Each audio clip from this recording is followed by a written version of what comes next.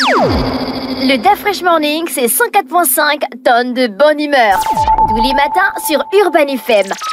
La meilleure radio de la capitale. La meilleure radio de la capitale.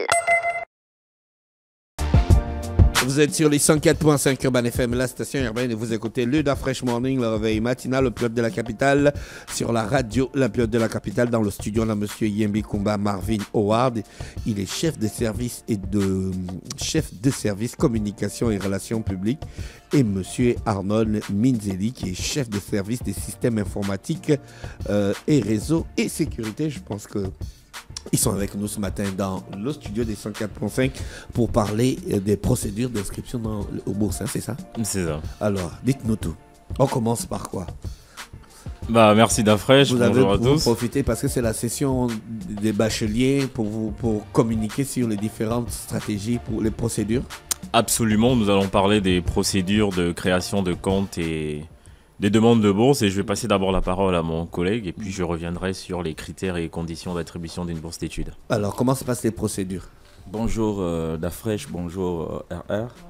Alors nous sommes là pour déjà dire aux apprenants, c'est-à-dire les nouveaux bacheliers et aux étudiants, que la plateforme e-bourse a ouvert depuis le 9 juillet. Donc le 9 juillet, elle a ouvert pour les étudiants en fin de cycle et les étudiants non boursiers. Le 14, juste après la délibération du premier tour du baccalauréat, elle a ouvert pour les bacheliers. Et le 21, donc le lundi prochain, elle ouvrira pour les bacheliers deuxième tour. Donc ce qu'il y a lieu de faire... Donc ceux qui attendent le deuxième tour ne peuvent pas déjà s'inscrire sur la plateforme? Non, Dafresh.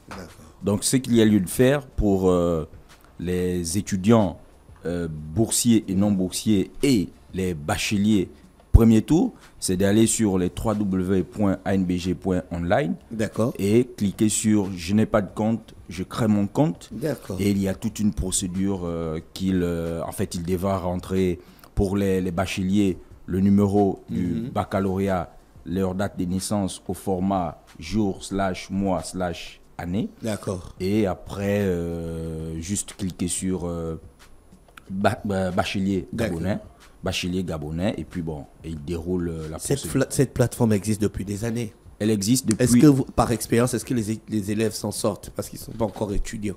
Est-ce que les élèves s'en sortent? La plateforme existe depuis 5 ans déjà, depuis 2020. Les élèves s'en sortent. D'accord. Vous n'avez pas trop de problèmes?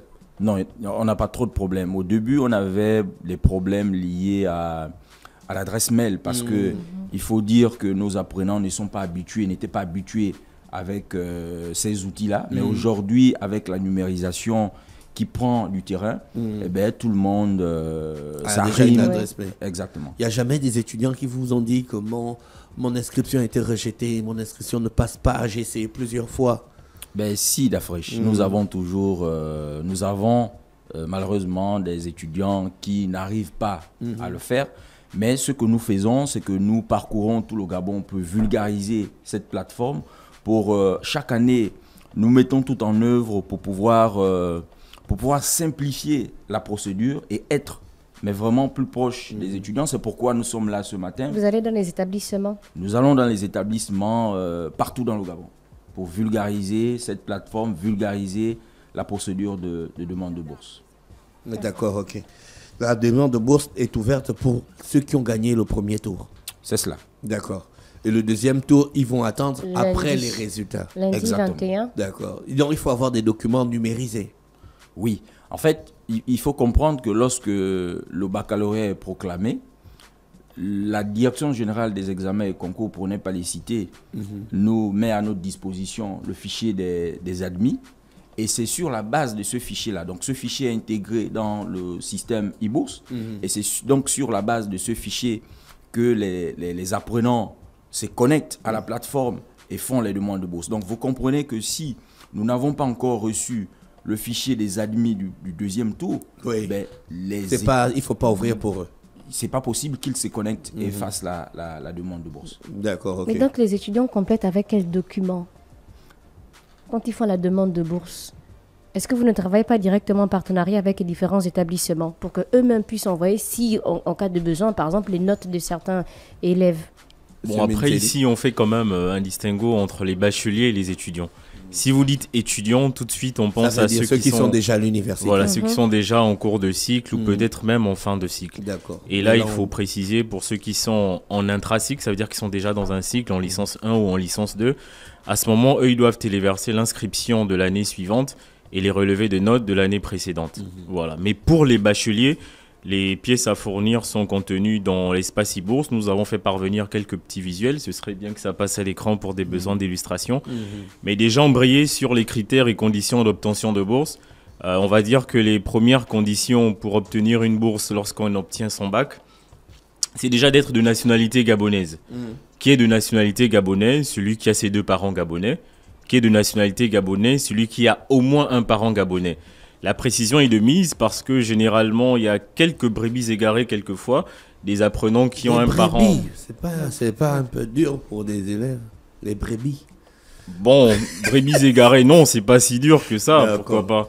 Donc, il y en a qui s'égarent un tout petit peu, qui ont un parent gabonais et un parent non gabonais. Et quelquefois, on l'a vu très souvent, ils ont un penchant pour le parent non gabonais et donc ils mettent nationalité étrangère.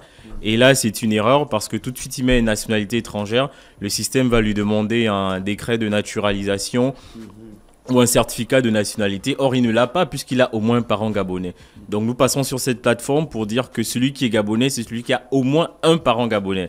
Est gabonais également celui qui a acquis la nationalité gabonaise. La deuxième condition, c'est faire sa demande de bourse dans les délais requis.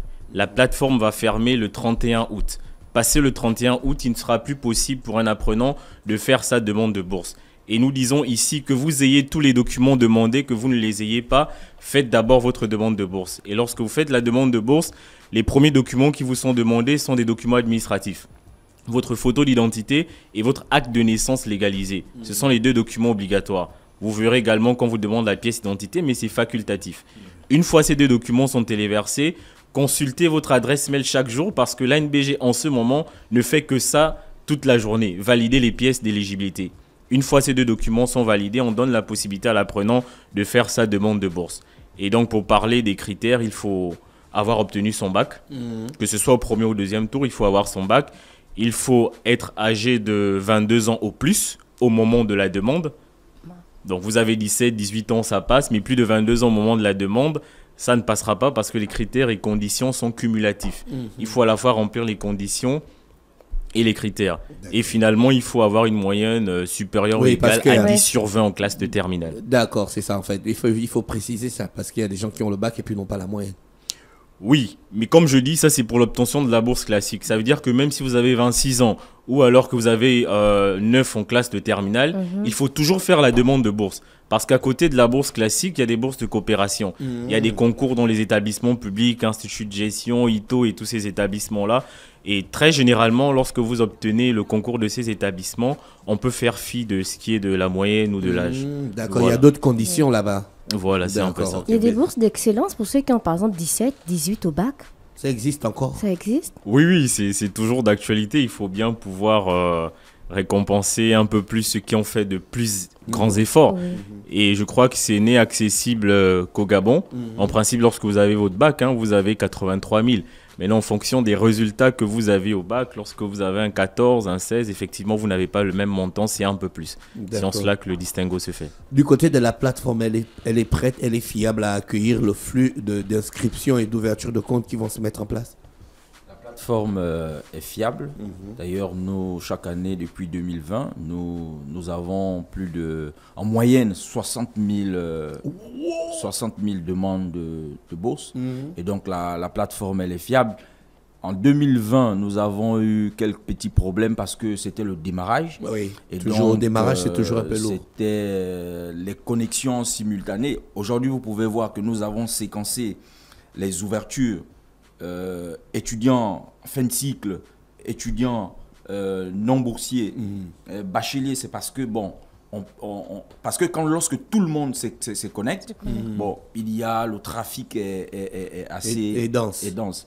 Et là aussi, il faut dire que, vous savez, nous, au Gabon, on a une certaine culture, on attend toujours le dernier moment.